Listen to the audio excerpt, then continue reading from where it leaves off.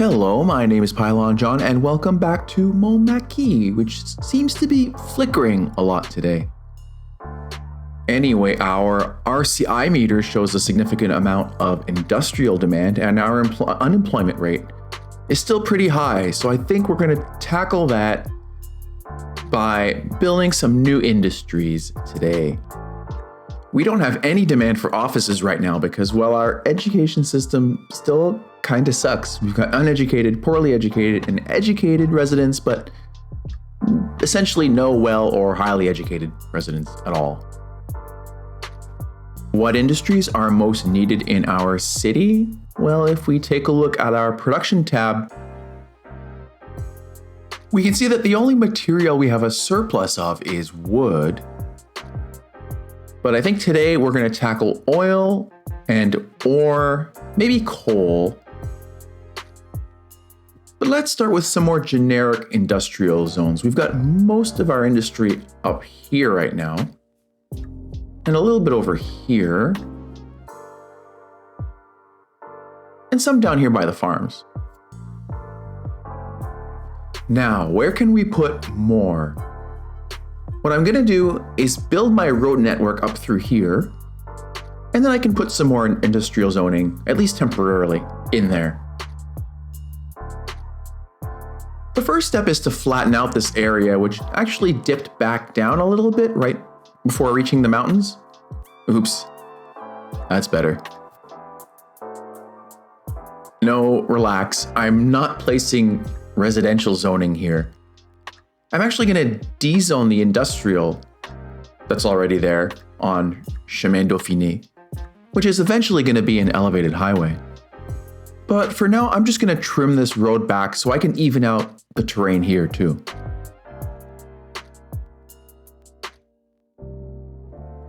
And so here's the road network I've come up with so far. A little more square and predictable than in the older parts of the city, but still a few interesting elements. But before going any further, I remembered that I want to build a train station, and I think I'll build it right around here. But first, I've got to put in a rail yard somewhere.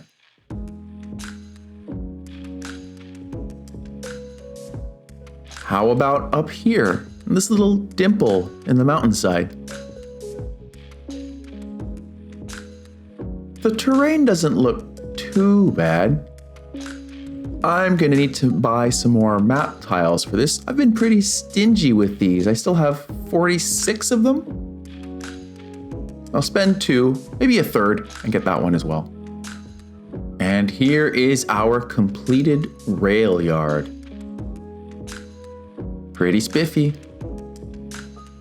Now onto our train station, and I decided to go with a sunken train station. I got the idea from Target, except I'm going to bring the tracks in through a series of tunnels from the main line. Oh, we seem to have run into a wall here. And after digging just a little bit deeper, I was able to put in my train station, put in my tunnels for the rail lines, and add the adjoining roads.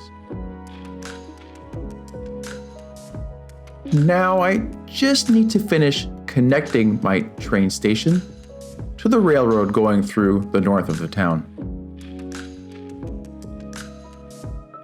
Now I can create a rail line starting from Montmaquis station and going out to the town of Penrith. We'll rename that later, maybe to something a little more French, but the problem we have right now is pathfinding failed. I had to look this one up. It turns out this is another bug, and the only solution is to bulldoze the train station and rebuild it.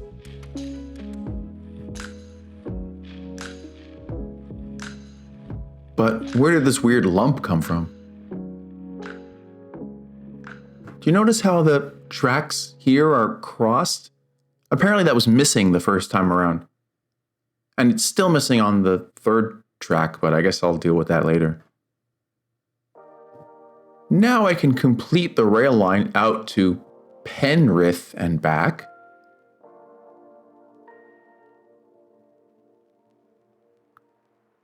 There we go, complete route.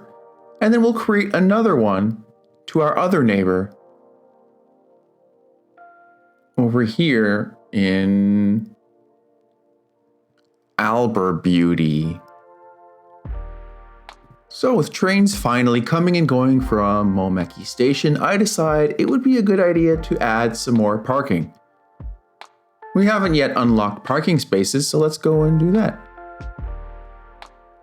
Like our map tiles, we've been pretty stingy with our development points as well. We've got 21 still in the bank. We'll use 2 of them to unlock parking areas. And that looks pretty good. Except for this corner over here. That's not going to work. And after moving it over a little bit, I decide to raise the parking fee to the maximum. I figure if you can afford to drive, you can afford to park. Now, this station has a comfort level of 44. I don't know what to compare that to. Uh-oh. This crinkling along the edge of the surface of the train station is really gonna bug me. And if you watch City Planner plays, you know how he says, don't let perfect be the enemy of good. Well, I'm afraid I'm gonna ignore that advice here. And I'm afraid that did not fix it. So what if I just delete everything and flatten the terrain first? That looks better. Well, there's still a little crinkling over here, but I think I'll have to live with it. This is gonna bug me too. I need to straighten out these tracks. I'll try the upgrade tool, but that's not gonna work. So I'll have to delete and rebuild the entrances to the tunnels, but I can't quite get them lined up the way that I want them.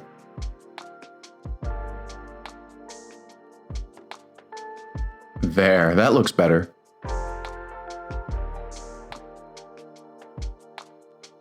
I'll just need to smooth things out a little bit.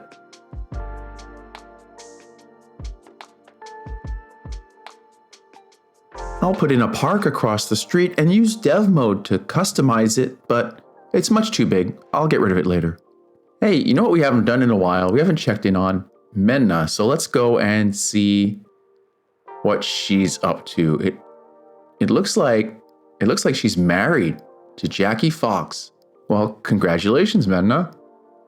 But their wealth is now wretched. Did Menna sacrifice financial security for love? Wait, there's a third member of the family. Elliot. They've got a kid. And he goes to Notre Dame Elementary School. And the pin jumping up and down on top of their house is driving me nuts.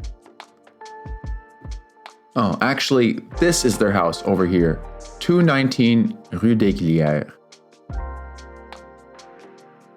And of course, the extended tooltip mod gives us a lot more information about their home, even their rent. Anyway, good luck, Hegab family. We'll be rooting for you. Anyway, what are we supposed to be doing this episode? Oh yeah, tackling unemployment. And it's actually gone up.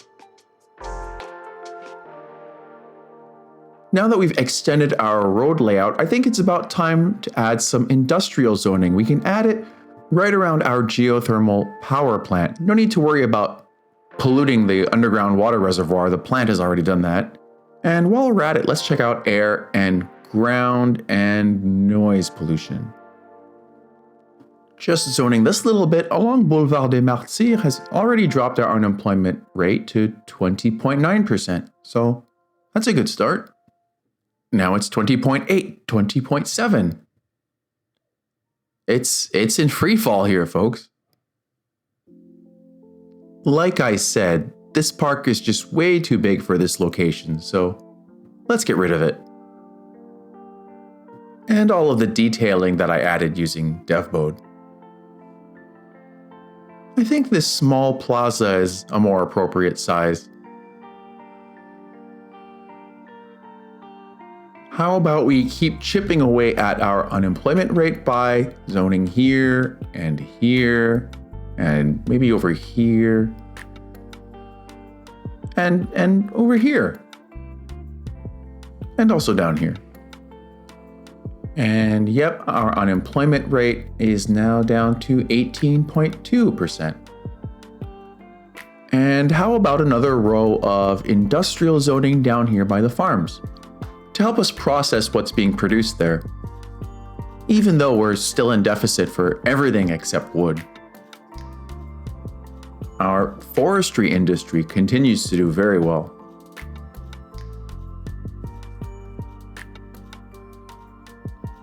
Just as we bulldoze that abandoned stone quarry, I think it's time to finally bulldoze this abandoned livestock farm as well.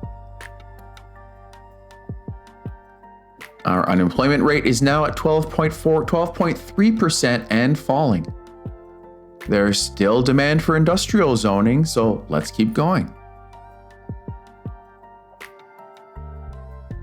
Now we're at 10.6% unemployment. 10.5. At this point, I decided to try out a couple of new mods. The first one being extra landscaping tools. And this one was developed by TritonSupreme. The first tab allows you to paint additional resources, much like the similar mod in CS1. The second tab takes the surfaces from dev mode and gives them an improved UI, makes them easier to access.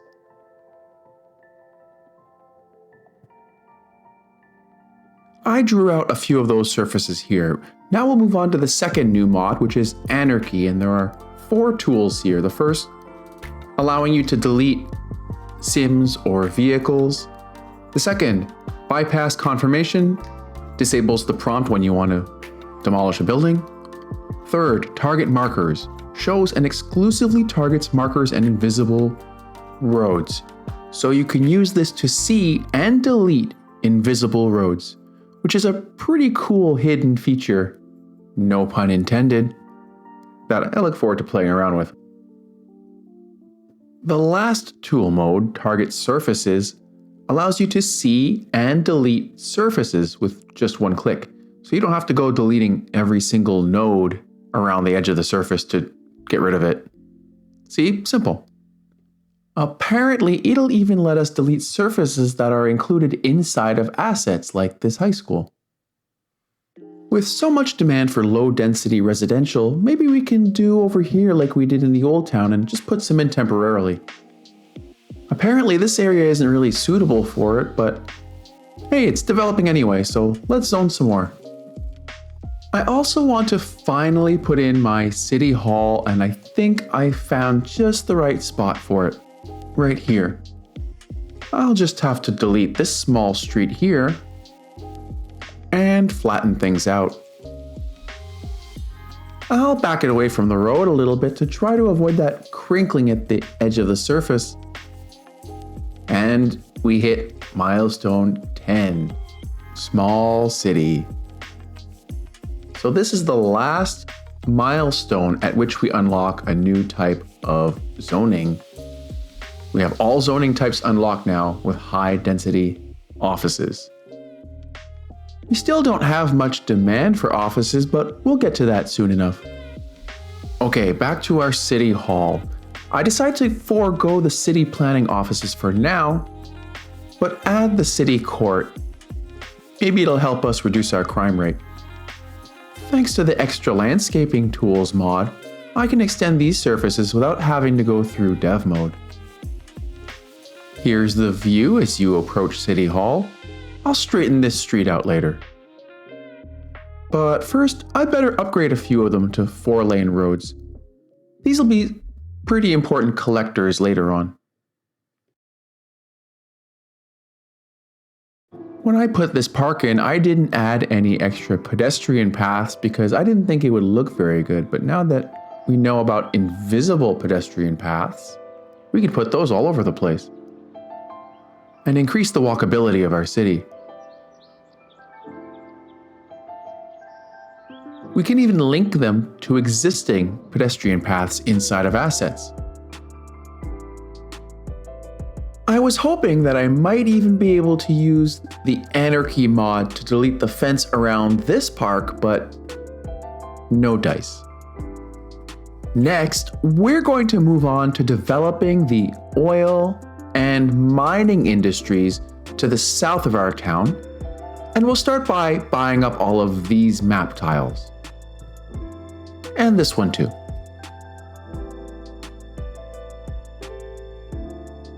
Just like I did with the farms, I'll begin by drawing a dirt road around the resource area, like this. Which once again gives us some pretty interesting shapes to work with. We've got ore deposits on the left and oil on the right. Notice that wind is blowing towards the farms from here, but it's not very strong, so it shouldn't be too much of a problem. Now I need to build my first real highway interchange, so I'm going to unlock highways, large roads, and intersections. Even though I won't be using any of the pre-made intersections just yet. I do need to improve on this mess. I'll start by creating an overpass and making sure the grade isn't too steep for the heavy trucks that need to navigate it. Speaking of road grading, I realized that I forgot to take that into account when I traced the outlines of these resource areas, so I'll need to go back and work on it. Try to get the roads a little less steep or build switchbacks where needed. Anyway, here's my completed overpass. I think I'm happy with that. And here's what the roads around the resource areas look like now. Okay, I figured I could get even less of an incline on the overpass if I sink the highway a little bit, so I'm gonna do that. I don't know a whole lot about highway interchanges, so I did a little bit of research and I decided to go with a partial cloverleaf. So here's half of it done.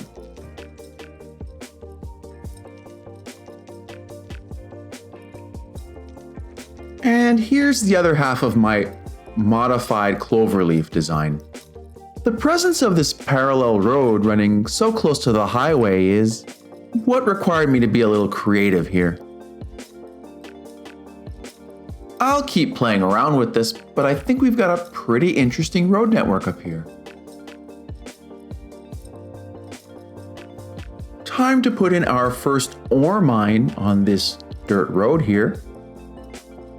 We'll get it just where we want it and trace out the industry area like so. And just like that, we already have a surplus in metal ore. After adding another ore mine and a coal mine to cover the rest of the resource area, I decided to work the terrain to try to make it look a little more realistic, a little more like an actual mine, but these fences, not great. So I decided to start over, placing this building along the main road instead. After tracing out the industry area and doing some terraforming, it looks like this. I think that's a little better. But wait, what's this? It's one of those abandoned dogs we've heard so much about. Abe. How'd he get all the way up here? And who's this? Why is Megan all the way up here? And is she gonna adopt Abe? Anyway, as soon as we finish with our mine, we see that we're missing high skill labor. That might be because our education system still sucks. Here's a decent view of the mine from the road running around it.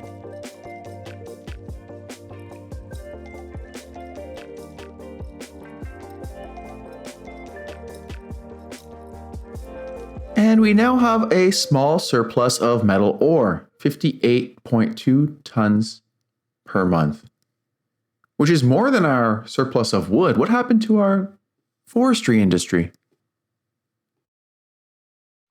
It doesn't make much sense having a full-size street with sidewalks up here, so I decide to downgrade it to an alley. So here's what our ore mine looks like now. And if we take a look at our population window, we can see that unemployment is now down to 9.3 or 9.4%. But watch this excavator as it tries to make its way up this slope. Now, our first oil industry area is somewhat less interesting. I'll add a second one over here. And we now have a sizable surplus of oil. Taking a closer look at our oil industry, I know. We can see that its efficiency is only at 54%, and that's negatively affected by not having enough employees. Next door, it's at 62%. And again, not enough employees. What kind of employees? We can see specifically that there aren't enough educated or poorly educated employees, just uneducated. Maybe I'll work on building up our education system in the next episode, but for now, let's just watch the snow line recede and think about what else we can do to make this mine look more realistic. So what I decided to do was flatten the industry area, delete the road going around it, and have the previously mined strips carving deeper into the side of the mountain. Honestly, I don't think it looks great, but it's probably the best I can do. And I think that will be all for this episode. I know there was a bit of a gap between the last episode and this one, but I do hope you'll stick around and see what happens to Montmaquis. There continues to be a lot of criticism of CS2, and rightfully so. And a number of YouTubers are deciding to walk away from the game, at least for now, and I get that, but I'm not giving up on it just yet. I think I'm going to stick with it for at least a little bit longer. So please, like, subscribe, and drop a comment. I'm Pylon John. Until next time, keep talking about Palestine.